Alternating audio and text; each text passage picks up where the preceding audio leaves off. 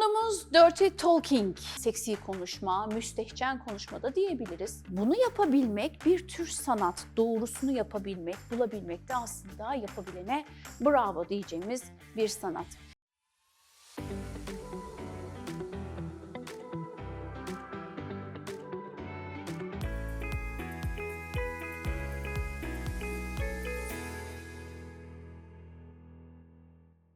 Dirty talking şu demek tam olarak: açık saçık konuşmak, seksi konuşmak, kirli konuşmak, müstehcen konuşmak ve bu cinsel yaşamı iyileştirmenin de en kolay, en pratik ama ve lakin belki de en hafife aldığımız yollarından birisi. Bunu kullanmak lazım, aktif olarak kullanmak lazım. Kadın ya da erkek çekindiği bu konu üzerine konuşmadığında, başvurmadığında, işte bu hafif ama basit, pratik yolu yapmadığında cinselliklerinde belki de böyle ufak o nüans tatlılıkları kaçırmış olabiliyorlar. Oysa ki cinsel mutluluk için dirty talking büyük bir öneme sahip. Nedeni ne? Dirty ya da müstehcen konuşmak en önemli cinsel organı.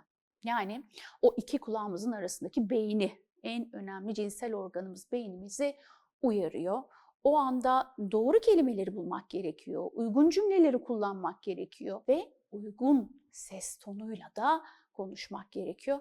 Peki bunu herkesin yapabilmesi mümkün mü? Pek de kolay değil. Dediğim gibi bu bir sanat. Kirli konuşma diye çevirilse de bu tam olarak karşılığı böyle kirli konuşmak değil, seksi konuşmak, davetkar konuşmak, müstehcene yakın bir tarzda etkileyici bir ses tonuyla konuşmak ve o sırada partnerin uyarılmasını sağlamak ve bunu karşılıklı yaptığınız zaman da cinsel hazzı arttıran bir eylem. Biz kendimizi insan olarak önce kendimizi tanıdığımızda, bedenimizi tanıdığımızda, hoşlandığımız, hoşlanmadığımız şeyleri bildiğimizde, bu noktaları keşfettiğimizde hem bunu kendimize bilip hem de partnerimize açtığımızda gerçekten hissederek cinsel birliktelik yaşanacak ve bunu da yüksek sesle birbirimize ifade ettiğimizde, ama bunu yapamıyoruz çünkü böyle bir kültürden geldik. Dirty talking becerisini geliştirebilmemiz için de önce bunun bir sesi yükseltmek gerekiyor. Sesleri açmak gerekiyor.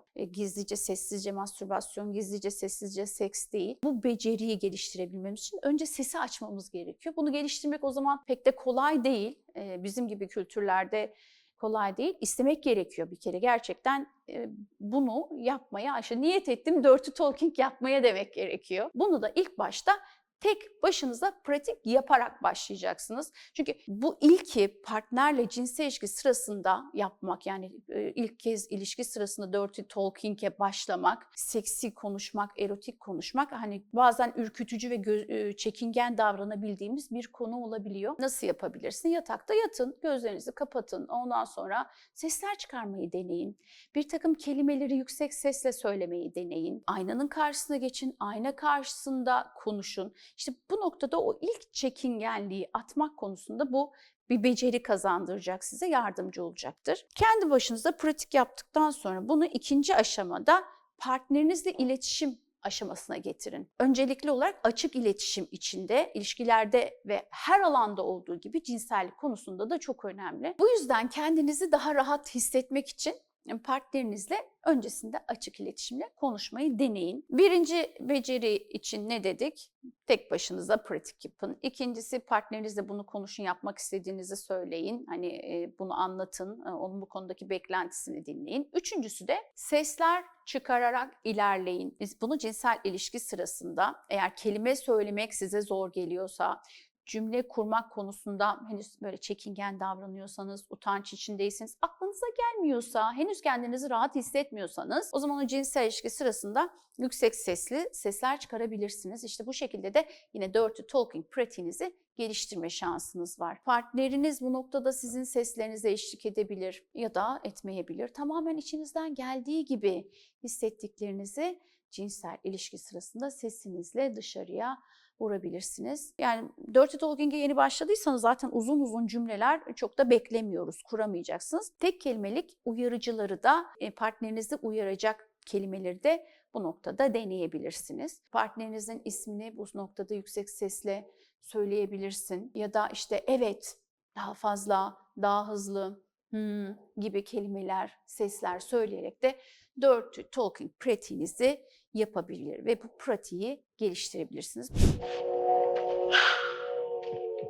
Şu anda yeterince hareketsizsin. Artık bana direnemezsin. Şu anda bedeninin her tarafına tamamen erişme şansın var.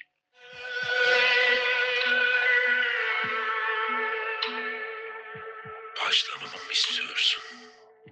Kadın için de geçerli, erkek için de geçerli. İlk olarak isim söylemekle başlayabilirsiniz. Bir sonraki ipucumuz ne? Anlık hissettiklerinizi dile getirin. Aslında Dirty Talking yapmanın en kolay ve pratik yollarından biri bu olduğunu söyleyebilirim. O anda ilişki sırasında ne hissettiğinizi dile getirin. Eğer o söyleyeceğiniz şeyden çok da emin olamıyorsanız o ilişki sırasında yaşadıklarınızı, hissettiklerinizi ilişki sonrası partnerinize söyleyebilirsiniz. Bu noktada problem yoksa cinsel ilişki sırasında hissettiklerinizi yüksek sesle partnerinize aktarabilirsiniz. Misal, boynumu öpmenden çok hoşlanıyorum. Bunu çok seviyorum. Bu beni çok heyecanlandırıyor. Ya da beni çok heyecanlandırıyorsun. Ya da şu anda tahrik oldum gibi cümleler karşılıklı birbirinize kullanabilirsiniz. Bu tür söylemler o ana odaklanmanızı, mindfulness yapmanızı sağlar. Daha fazla zevk almanızı sağlar. Hem de bir sonraki ipucumuz ne? İltifat etmek. Partnerinize iltifat etmekten bahsediyorum. Şimdi müstehcen konuşmakta zorluk çekiyorsun ya da söyleyecek kelime bulamıyorsun, seksi şey aklına gelmiyor. İltifat ederek de dirty talking yapabilirsin. İşte partnerinize bir şey yapma şeklini sevdiğinizi söyleyebilirsiniz. Ya da işte bu şekilde öpmen çok hoşuma gidiyor ya da işte dudaklarının sıcaklığı çok güzel gibi. Ya da şöyle yapabilirsiniz, vücudunun belli bir kısmına iltifat edebilirsiniz. İşte bacakların, bileklerin, boynun gibi.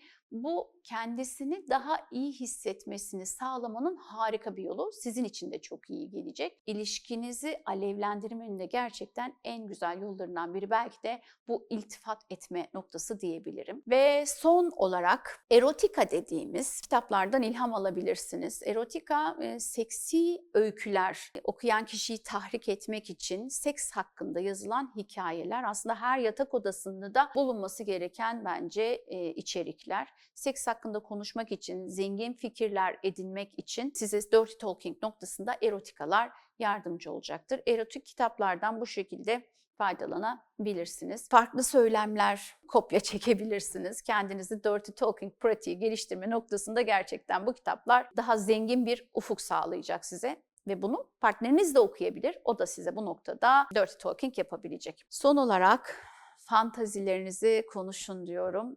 En gelişmiş Dirty Talking'ler fantaziler içerir. Partnerinize fantazileriniz hakkında konuşarak o ortamın alevini artırabilirsiniz ve fantazileriniz üzerine de sorular sorarak bunu daha da böyle geliştirmeniz mümkün. Cinsel enerjiyi, cinsel uyarılmayı, cinsel hazzı ve yoğunluğu yaşama noktasında fantaziler bir kilitse, bir anahtarsa bu anahtarın kilidi fantaziler diyebilirim. Bir sonraki videoda görüşmek dileğiyle. Sağlıklı, keyifli, mutlu bir cinsel yaşam dilerim.